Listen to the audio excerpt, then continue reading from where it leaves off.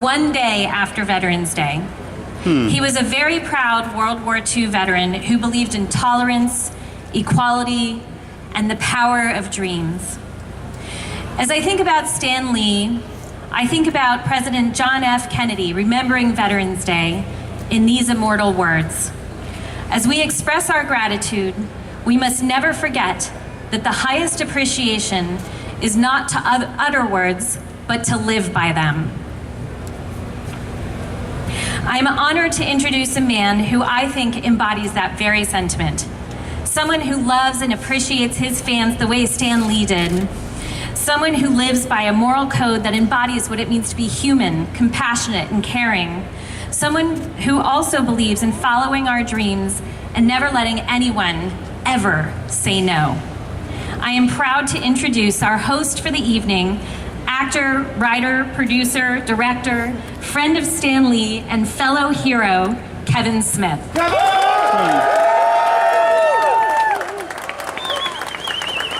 Hey, everybody!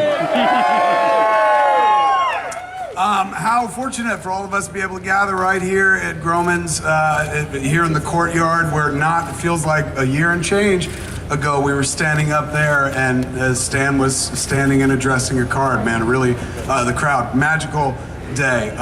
This is a celebration, folks. Yes, we're marking the passing of a great man, but today we're here to celebrate what his life meant.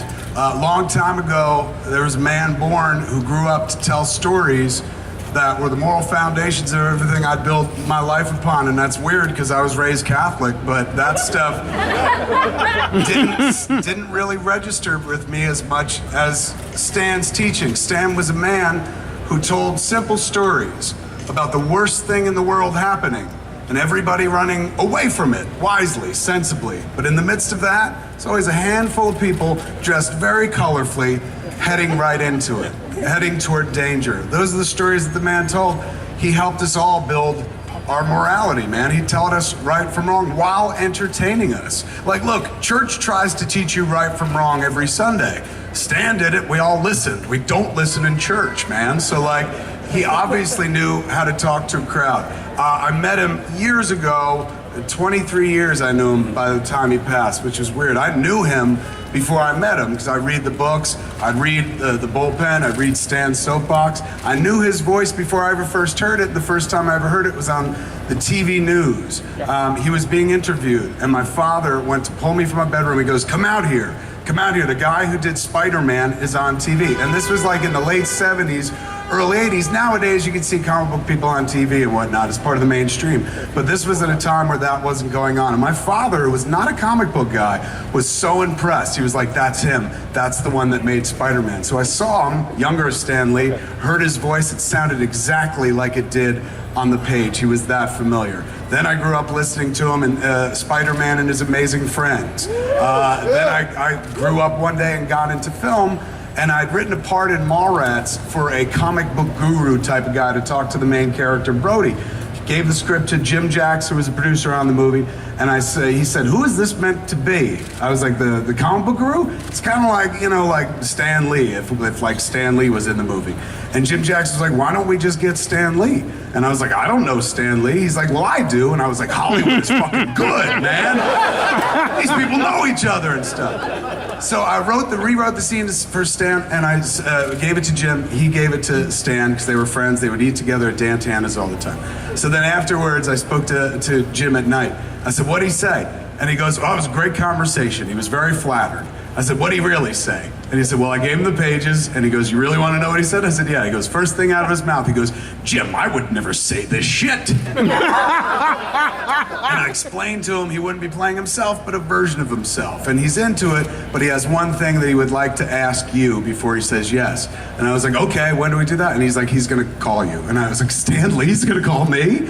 Stan Lee called me, and I heard his voice on the phone. Hey, this is Stan Lee. I said, I know who this is, man. How are you? And he's like, so good. Thank you for thinking of me. I would love to do this. I got one problem. I said, go ahead. He goes, in the script, you have me talking to your main character about the one that got away, a girl that I loved that actually got away, and it's bittersweet and it makes sense for your story. He's going, problem is, there is no one that got away. I've been with the one for 50 years, that's Joni, and if I go into a movie and say one got away, I'm gonna get home and that one ain't gonna let me in. So, is there any way we could change it so that I can do what you need me to do in the movie, but then afterwards I could say, I was only kidding. I said, absolutely, we'll include a scene where you talk to his buddy afterwards and say, it was all a joke, and that way you'll keep your marriage intact. And he was like, then I'm in. And so he showed up on set in Minnesota, and I met him for the first time, face to face. And he was everything that you hoped he would be. He was everything you dreamed he would be. And he stayed that way, ladies and gentlemen, for 23 years. There's never a moment where I was disappointed by the humanity of Stan Lee, where he let me down, where I was like, oh man, well, I guess he's not a god after all. He was perfection all the way through. Every time I saw him, he had a huge smile for me and stuff. And after like the first year, he remembered my name all the time. So I'd be like, hey, Stan. He'd be like, hey, Kevin, how are you? And if I was with Jason Mewes, who plays Jade in My Silent Bob, he never remembered his name. And I loved it. So he'd be like, hey, Kev, hey, you know. Oh, he was the absolute best. And we're here to celebrate him tonight out here in the courtyard where he put his very feet and handprints only over a year and change ago, and then inside later on and stuff. It's going to be a magical, magical night to send off our Generalissimo, the man responsible for all the imaginations that we kind of share. Before we go further, we got a lot to present and stuff. Something very special. I would like to bring these folks up here. You're going to enjoy this. From the U.S. Army, ladies and gentlemen, please welcome to the stage, Major Otan. Come on up, man.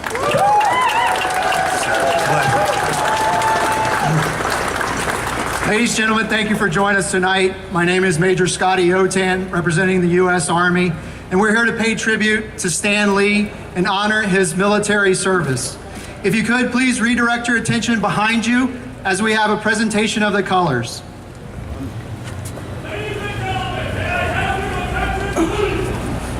The ceremony that you are about to witness is a wreath laying ceremony to be conducted by veterans in media and entertainment and the American Legion. In keeping with the dignity of this ceremony and to honor World War II veteran Stan Lee, it is requested that everyone remain silent. Please make way for the color guard.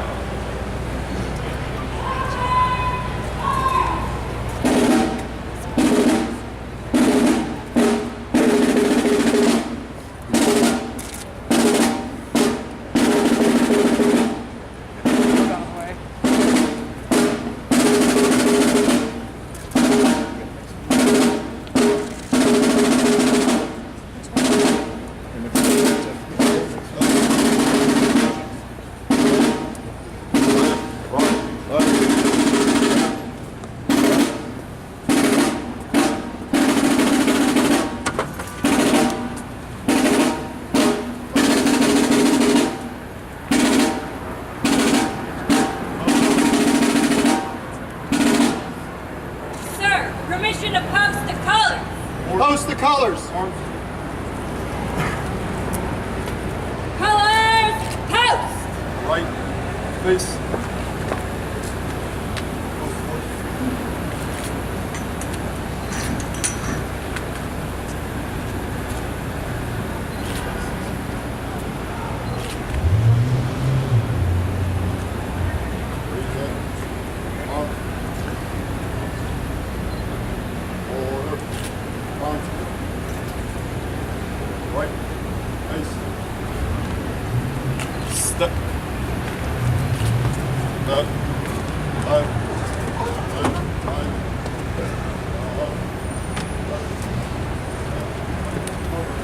Present hearts.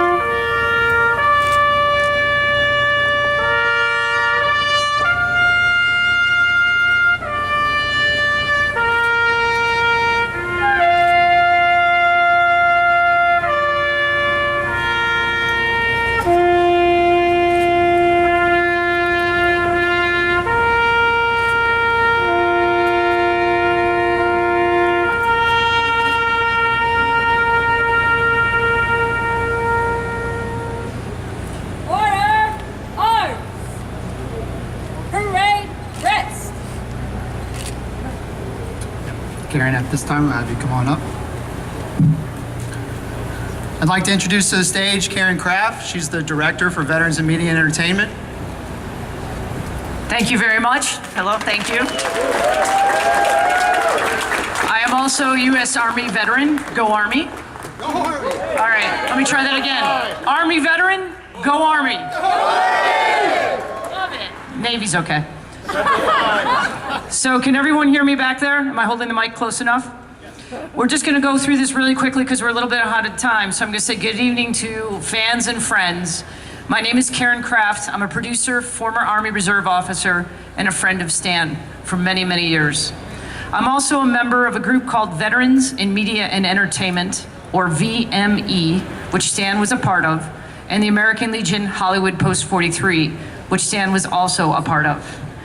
While many more qualified people like Kevin Smith and Michael Uslan can talk about Stan's experiences in Marvel and beyond, I'm just going to quickly mention a few of his military service moments and share some of the fact that many, many soldiers, sailors, Marine, Coasties, and Air Force are in the audience today, and many of them served abroad. And if you see them, please give a moment just to thank them, because they've came out here to honor Stan, who inspired them as he's inspired us all, right?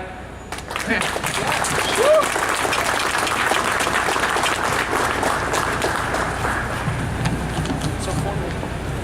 Quick thank you to Major Scotty O'Tan, who's leading the ceremony for us. Specialist Morse, Ethan Morse, was a soldier that served at the Tomb of the Unknown Soldier. He flew all the way over here to be here. U.S. Army Color Guard, U.S. Army Drum and Bugle. Bill Churchill, who did that beautiful rendition of Taps. Bill, are you here? Wasn't that beautiful? And Commander Jerry and his wife Martha Romano, who both are with American Legion Post 283. They presented this beautiful wreath, as is customary that would happen in a service like this for the military. Let's just talk about Stan's service for a minute. He enlisted in the U.S. Army in 1942. He wanted to enlist, like everybody in his neighborhood did at that time. He was placed in the Signal Corps. Anyone here from Signal? Yeah, that was a throwover. He was initially trained to install telegraph lines, but quickly was spied out as a talent and promoted to what was called MOS, that's Military Occupation Specialty of 288. Everybody knows what a 288 is, right? Not really. In the history of the Army of over 200 some years, there's only been 9 of these people. It's called a playwright.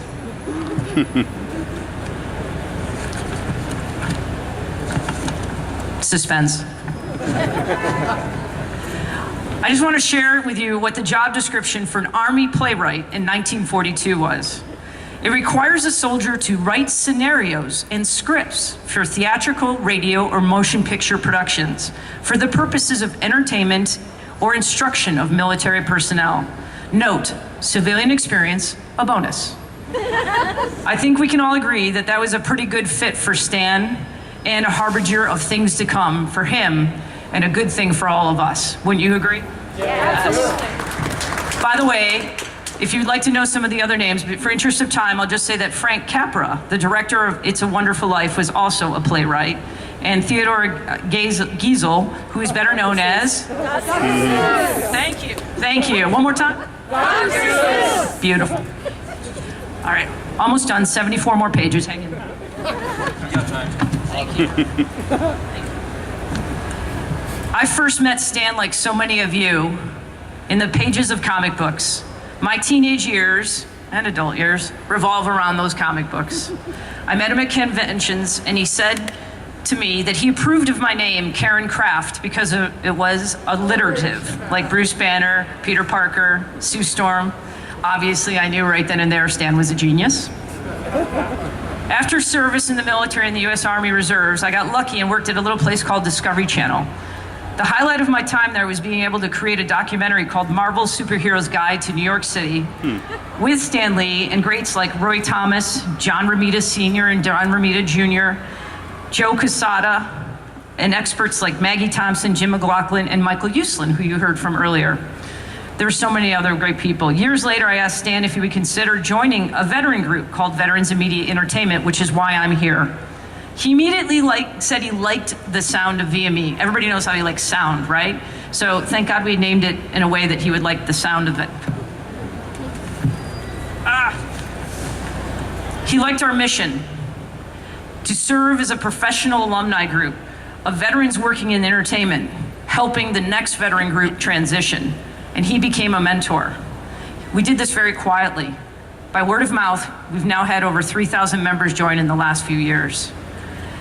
I also told him somewhere in that 3,000 strong could be the next Stan Lee. He laughed at that and he said he hoped there would be a legion of Stan Lees and that everybody kept inspiring each other. Sound like Stan? Yeah. So Stan, we accept that challenge. Yeah, we accept that challenge, do we not? Yeah. And we can use a little civilian help for our vets. Are you ready to join in? Yeah. Thank you very much. Next, I asked him if he joined the American Legion American Legion Hollywood Post 43. This is a Hollywood institution. It was founded in 1919 in World War I when veterans working in the motion picture industry and had came out and then started this group. This Hollywood Post, right up the street here on Highland, next to the Hollywood Bowl, had such members like Clark Gable, Charlton Heston, Mickey Rooney, Johnny Grant,